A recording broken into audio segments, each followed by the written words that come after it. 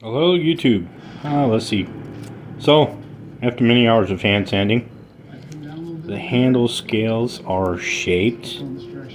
They are stained. And I just kind of did some sanding in some critical areas to kind of make it look like they were somewhat distressed. Hopefully to kind of highlight my hard work's hand sanding. But anyway, the true oil will not go on these until I'm ready to glue up the handle. Come on, focus. And